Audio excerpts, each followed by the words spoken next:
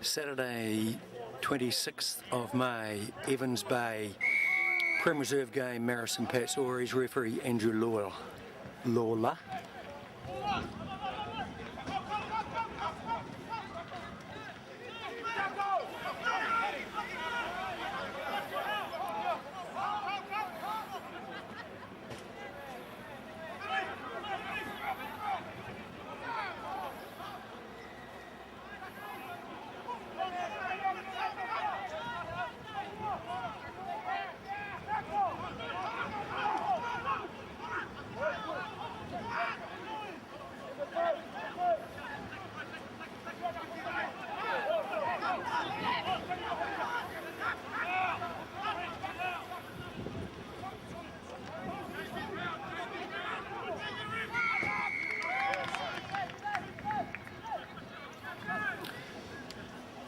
Good whistle, Andrew, nice and loud and clear.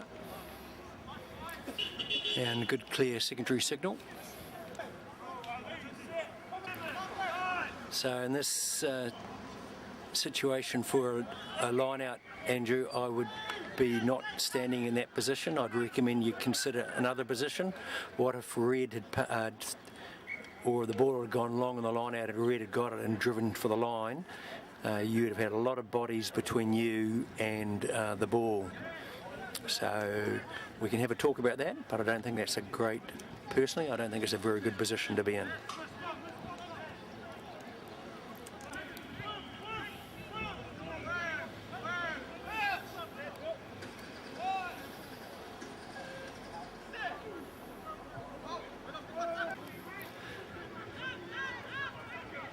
So it appeared there, Andrew, that you were not looking at the defending back line at all, that you were concentrating on the ball, even though you had good body orientation, and definitely the white back line moved up.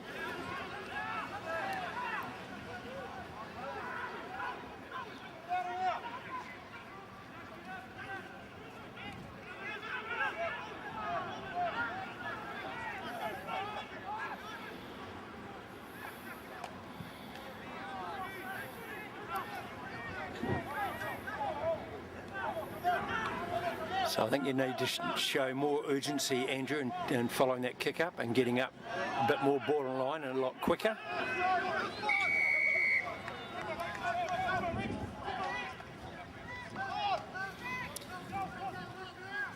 So once again there, if you look at your body orientation, you were looking into the play. If you'd been sideways on, you'd been able to look at the white defending team, and they were all up within 10 metres. So it's becoming awareness around the potential quick tap and getting your body looking forward, talking sideways.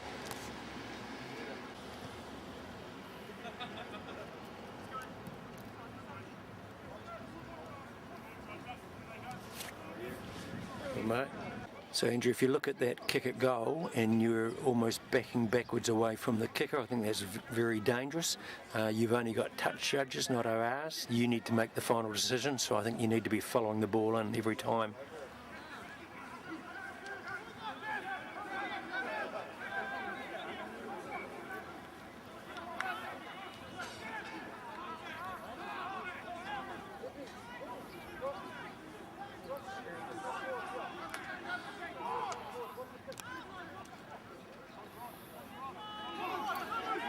So on that ruck, Andrew, I think if you weren't quite so flat, if you were maybe a metre back and you're back 2 metres from the D line, you would have been able to look into the ruck as well without having to try and run back in to see what was going on. And then as the ball is emerging, that's when you can flatten out. So rather than going too flat initially, hold back with a little bit of depth and then flatten out as the ball emerges.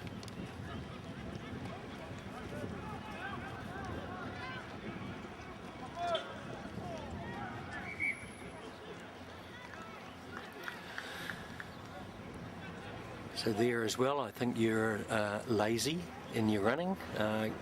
You should be sprinting up and then button back and relax, not sitting back, cruising and then having to put the speed on to get up to see things. You need to be up there to make the decisions.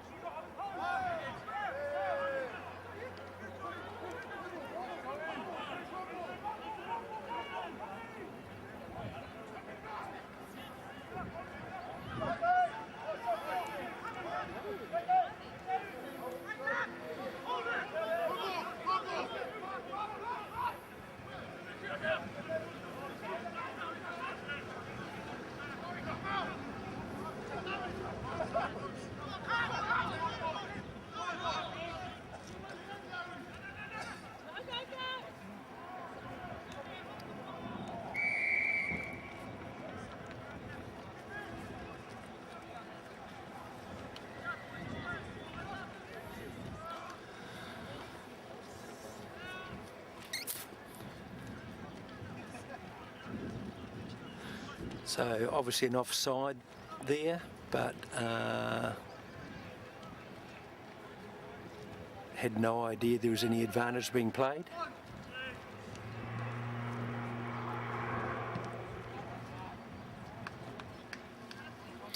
So particularly at these levels of club rugby, there's an obligation to allow spectators to understand what's going on. So that's where I think some communication, short verbals around advantage can be very helpful, both for players and spectators. Once again, I think this is a very dangerous situation you're putting yourself into.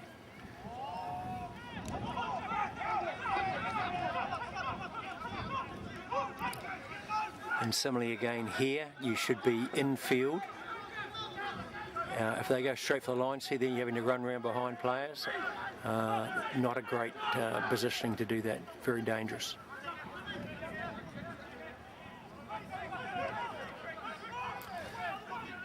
And you just, I don't know whether you're pointing at players to get back onside, but you're flinging your arms up a little bit, and I don't understand what that signal is.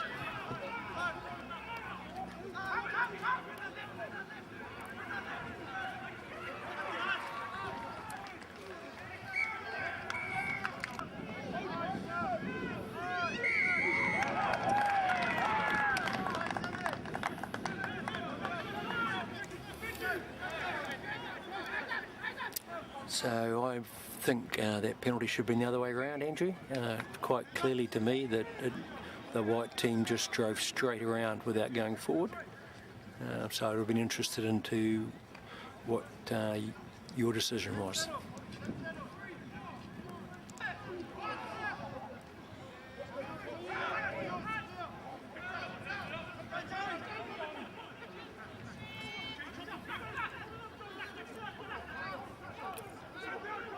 So there's a high tackle there, arm around the shoulders. Need to pick up on that, otherwise things can deteriorate, be quite clear. Could have been an easy advantage.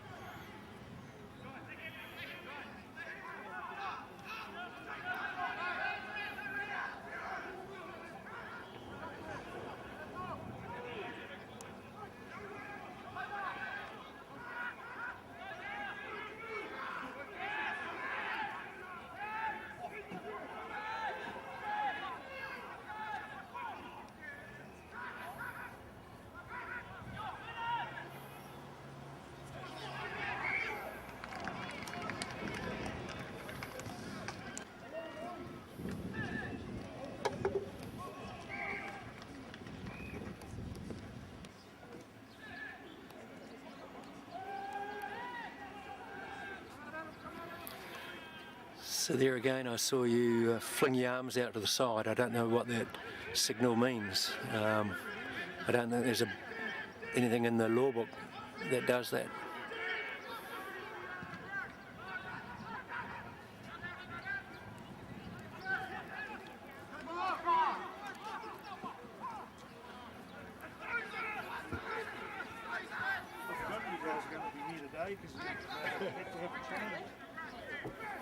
Who's this guy?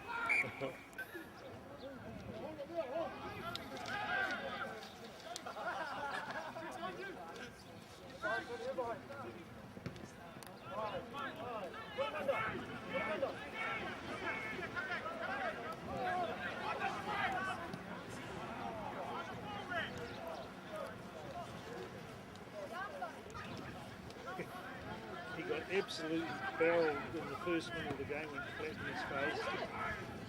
And then he got 4 more close calls.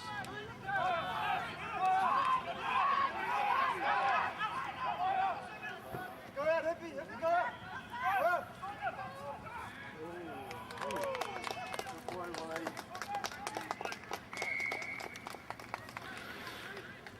So whether you're running there, Andrew, I think you got lucky with the inside pass. You need to show much more urgency in the first 5, 10, 15 metres and get across there, get ball on line and then button back rather than just cruising around the place.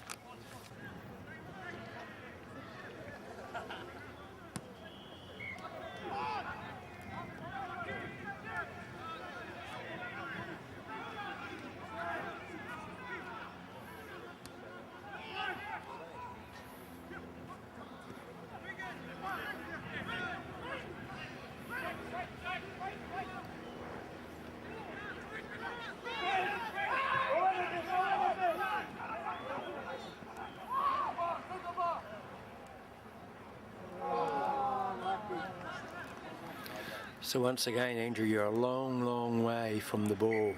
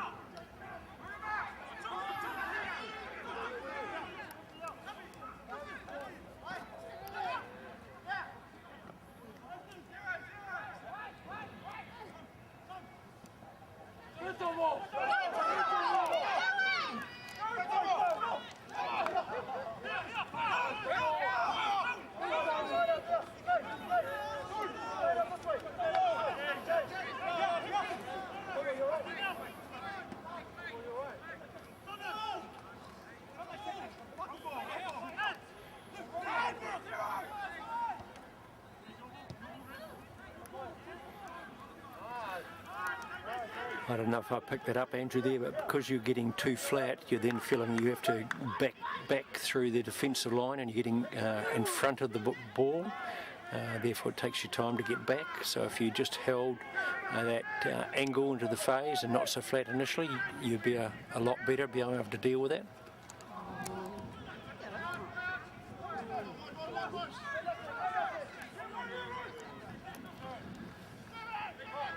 So there was a knock-on by Black there where the ball, he was facing his own goal line, but the ball went forward and travelled towards the red line. You definitely put your arm out for advantage, but nothing doing. And I saw some flapping of some arms again, which I don't understand what that signal is.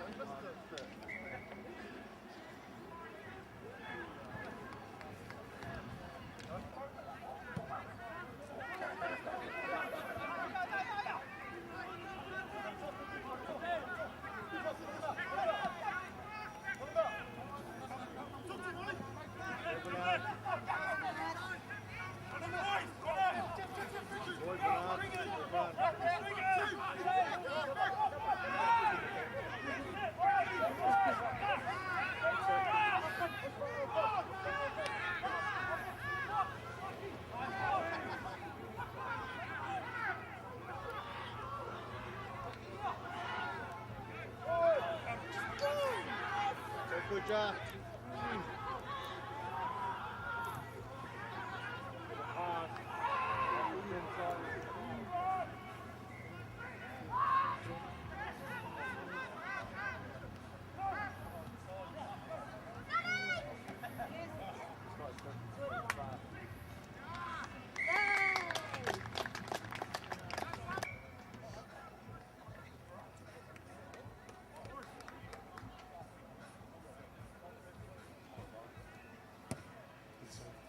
isn't it?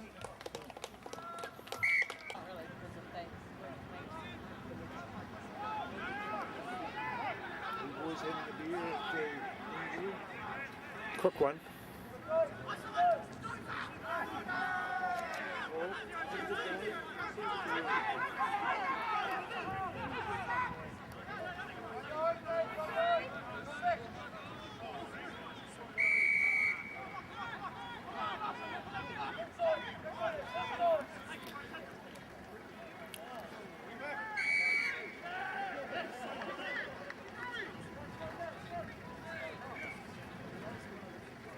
So from up here, Andrew, it sounds like there's very little communication from you around advantage.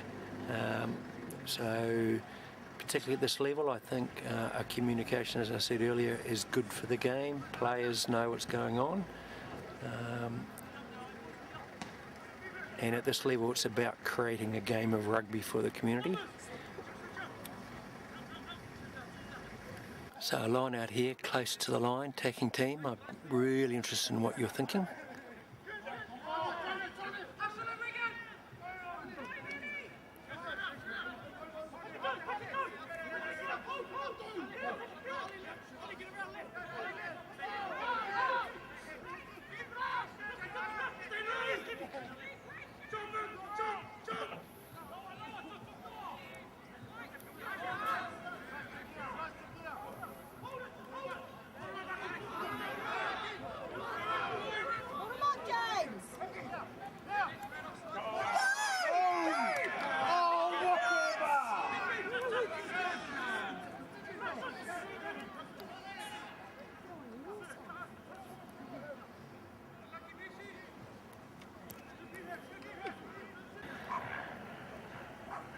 Now that positioning, it makes a bit more sense to me. Although my preference would be that you're a bit further towards the end of the line out.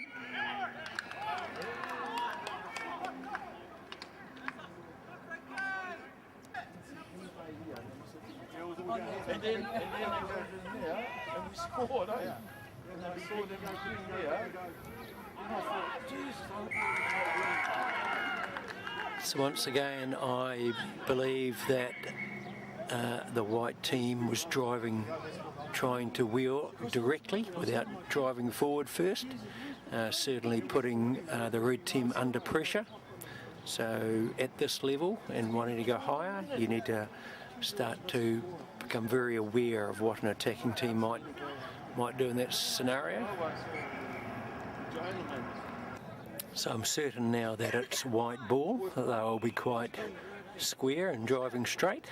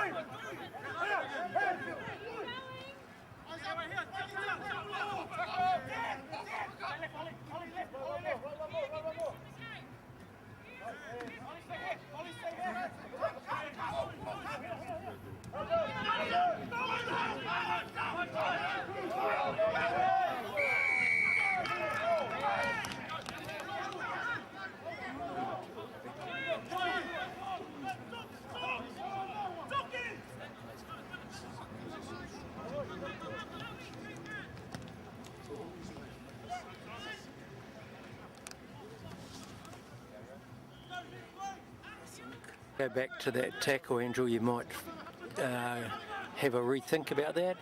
It certainly looked like the red player did not roll away at all, which then allowed for the second red player to come in and get the ball, and therefore they get the no release. So Kono-san and I were both looking, and we both believed it was the first offence was not rolling away by red.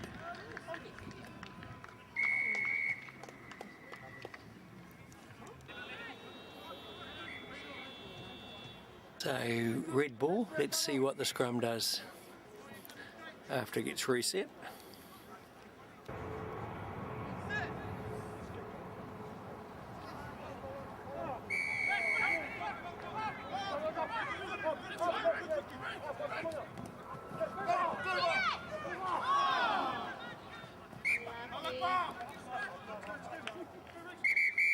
Start of the second half, the score is 24 to red, 12 to white.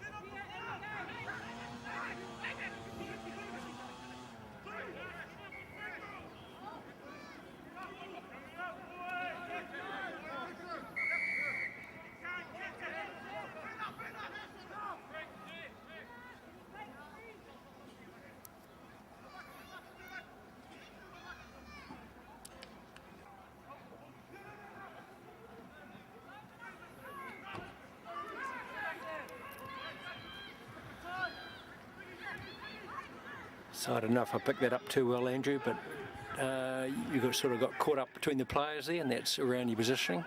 So here I think this is dangerous positioning, well, getting back into the jockey when it's closer to the goal line. You should be on a more flat attack rather than chasing butts around.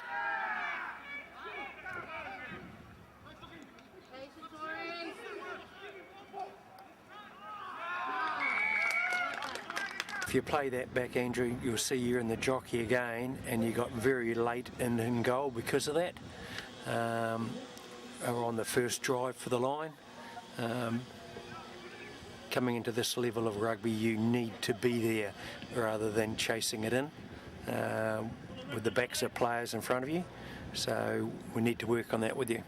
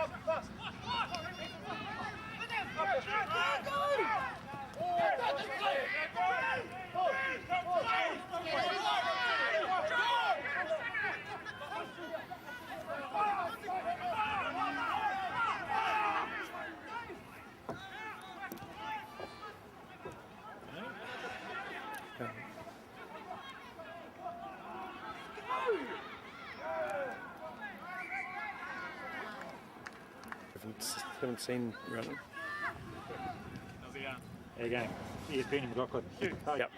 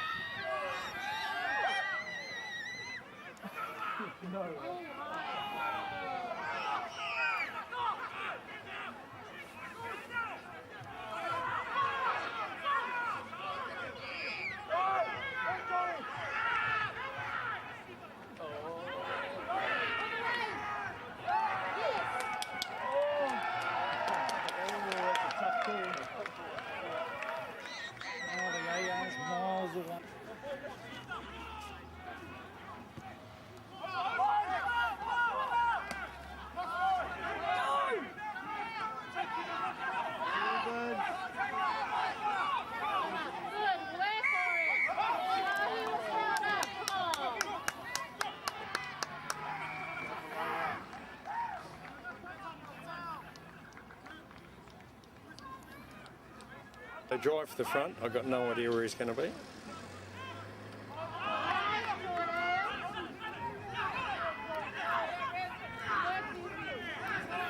So another interesting choice of line-out positioning, an attacking line-out. Be interested to hear your views.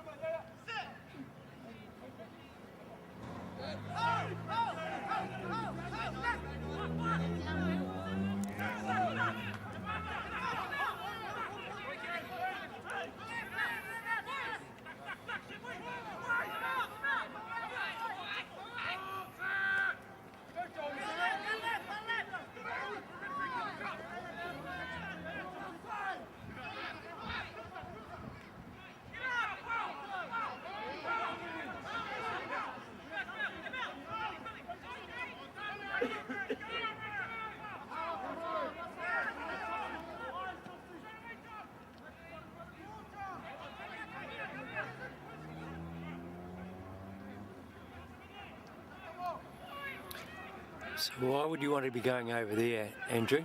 Why would you not be infield?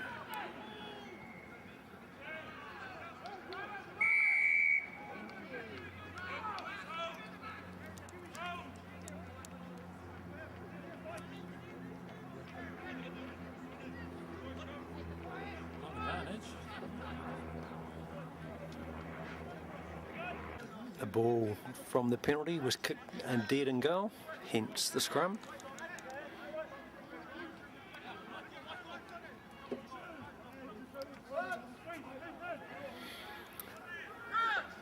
So we'll just check to see how square the scrum ends up, since it is red ball.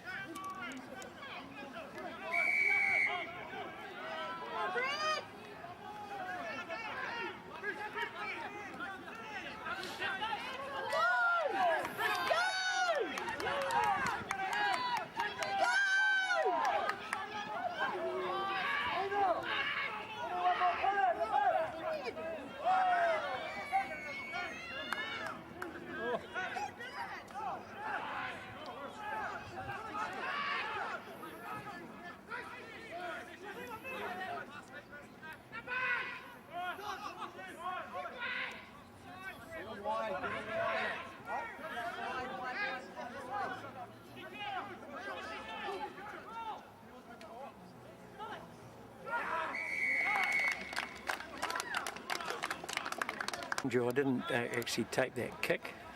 but long kick away.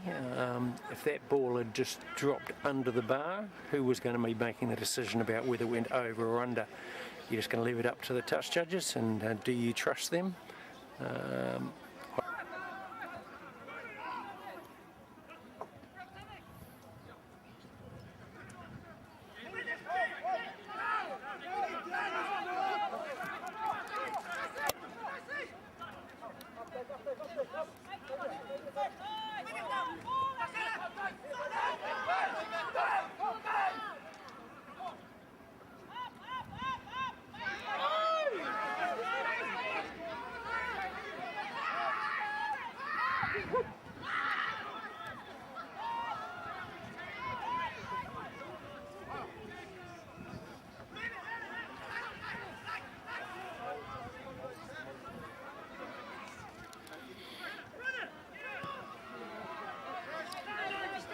This is where you need to be running. Get up much closer to where the ball is. Got away with it, but another day, and at Premier Rugby you need to be getting up much closer to the ball.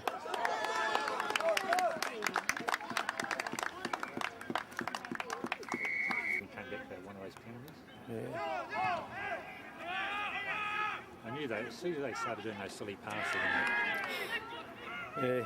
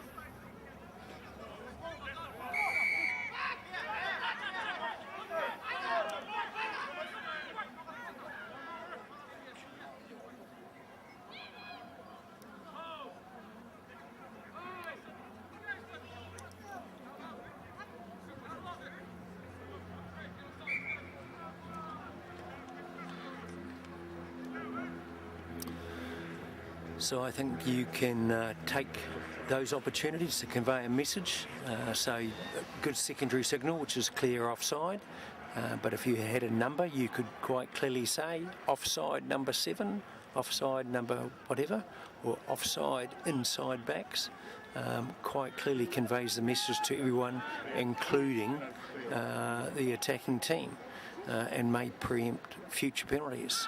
But certainly from up here, this doesn't sound like there's any communication from you at all.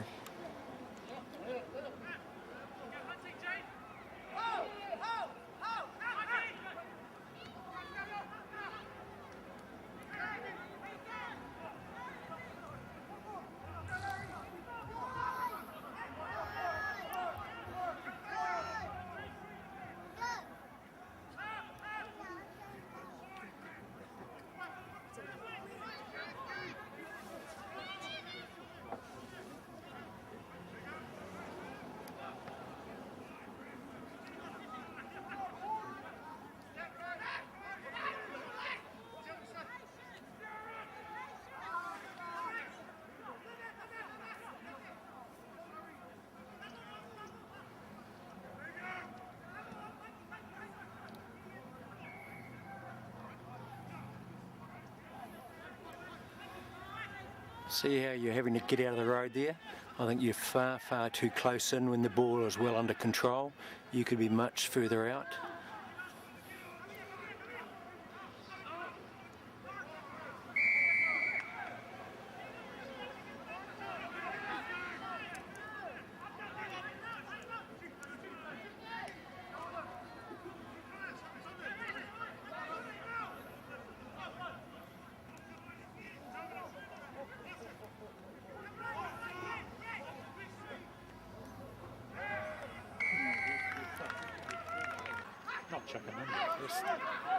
He's the next cab off the rank, isn't he? Yep, just go and enjoy it, boy. Whatever.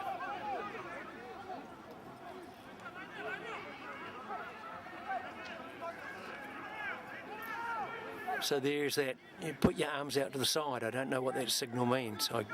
Looking through the law book, can't see anything, so I'm not quite sure what you're doing. Was it, you meant to be pointing it off sides or something? I'm not sure.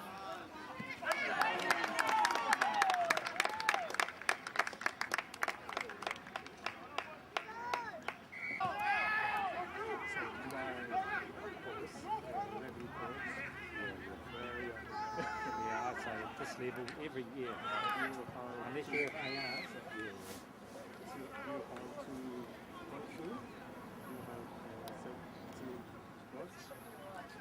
normally once a season, we have told them where it's disputed, the sporting event.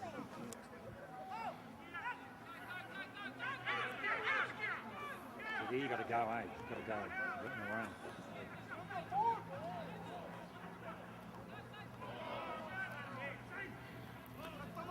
So that scrum, if you replay that back, the red team just screwed it straight away. No attempt to drive forward at all to take the ball away from white, which they effectively isolated the halfback to go left.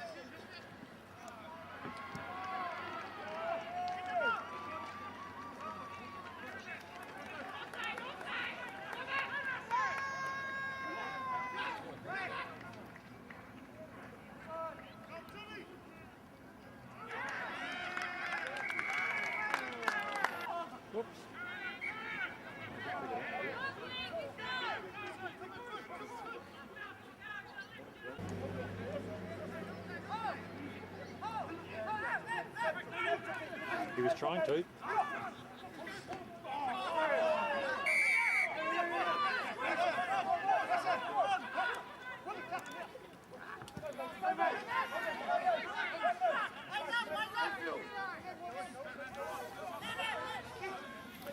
So once again, penalty, you've got to be wary. They've been taking quick taps all day. You've got to be looking at the opposition.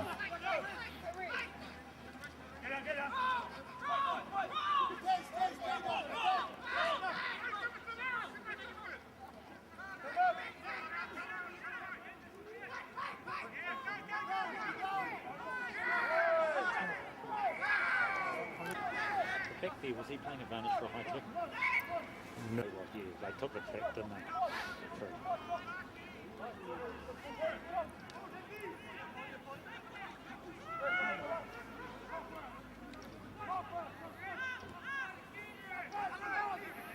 Hey, Frankie!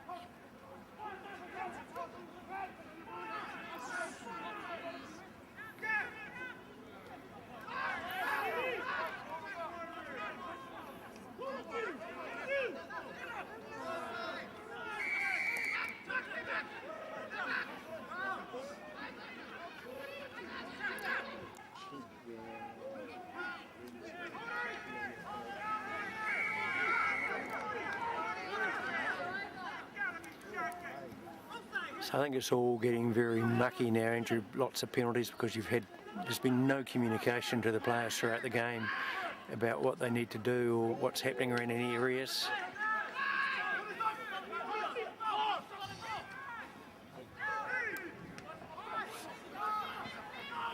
So there was another arm from White around the shoulders that you didn't appear to pick up, or